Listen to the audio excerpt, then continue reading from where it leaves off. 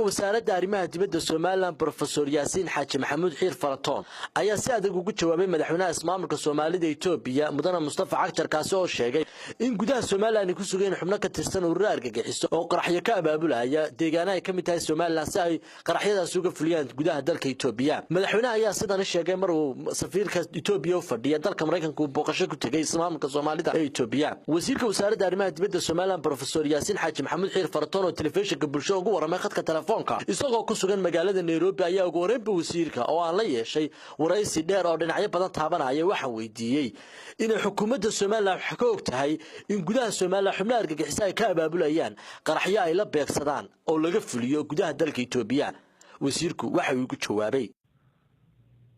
Soomaaliland caalamka dhan ugu warhayaa waa lala wada socda xaaladeeda meel argagixiso ka jirta ma aha cidda ugu weyn ee la dagaalantay ee ka saartay dalkeeda 27 sanadood maalin baa wax ka dhaceen inta la ogyahay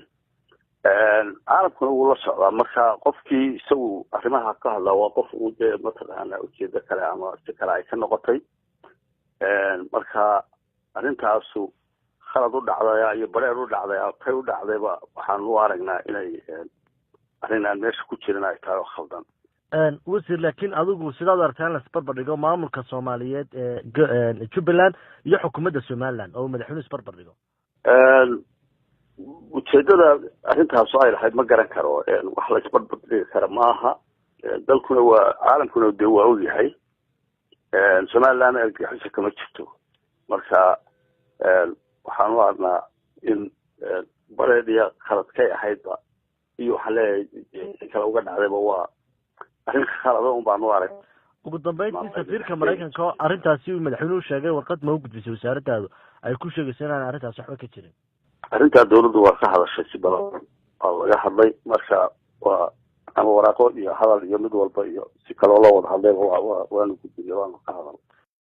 sidoo kale wasiirka wasaaradda arrimaha dibadda Soomaaliland Professor Yaasiin Xaaji Maxamuud Xiir Faratoon ayaa wax ka weydiiyay shirka iskaashiga ganacsiga iyo maalgashiga ee dalalka Soomaaliland iyo Kenya oo maalintii shalay laga furmay magaalada Nairobi oo wasiirkuna uu ka qayb galay kulanka ujeedadiisu waxa weeye sidii ganacsiga loo dardargelin lahaa maalgashiga dalalka aynu jaarka nahay iyo dadka maalqabeenka ee jecel in Soomaaliland maalgashadaan wax ka qabtaan iyo ganacsatadeenaba guud ahaan ganacsatada sida loo reer Soomaaliland oo wadamada tan ku nool baa jirta in laga dhaadhiciyo xaaladda fursadaha yaala Soomaaliland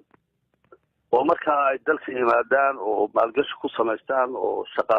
abuur ka sameeyaan ujeedooyinku sidoo waa intaa sidii maxaa maalgashi iyo ganacsi loogu soo jeedi lahaa mudane wasiir marka waan la soconaa in afar wasiir oo ka tirsan xukuumadda Soomaaliland ay ka qayb galeen yaa kaloo ka qayb galay ama hadday noqoto wasiiro iyo dulmaasiin iyo ganacsato caalami ah oo noo xusi kartaa wasiiradeena waxa ahay wasiirka macdanta wasiirka qorsheynta wasiirka ganacsiga iyo aniga afartaa wasiir baanu kaga qayb galay guud oo joogay wasaaradaha qaarkoodna waa jiraan ganacsato badan oo reer Soomaaliland oo waxaa anigu aanan shakhsi ahaan badankooda magacyadooda iyo igu wada cusub ayaa joogay shirkadaheena inaga dalkeena maxaa too Dahabshiil Telesom waa laga wada joogay dee ganacsato dhinaca wadamo badan oo safaaradahooda iyo ganacsatadooda dadahooda Kenya iyo Nairobi iyo dhulkaas jooga ayaa ka soo wada qayb galay waa lagu dhamaa meesha 200 oo qof in ka badan baa ka soo qayb gashay wasiirka ganacsiga Kenya hore wuxuu sheegay inuu xiseen inuu kulankaas ka qayb galo lana xoojiyo xiriirka Soomaaliland iyo Kenya ee dhanka ganacsiga cid wasaaraddu ka socota ma ka soo qayb gashay shirka wasiir wallahi aad bay horta ganacsatadooda uga soo qayb gashay madax goboladooda iyo maxaa barsaabo iyo gudoomiyaal degmooyin wax ka soo qayb galeen dhowr qof oo Kenya ayaa ku ballan qaaday marka hore aad u daneynaya inay ka soo qayb galaan laakiin sida oo ka Nairobi waa meel aad maxaa loogu badan yahay oo caalamku isugu yimaado tobanaan shir oo waaweyn oo caalami ayaa ka dhacaya maalin walba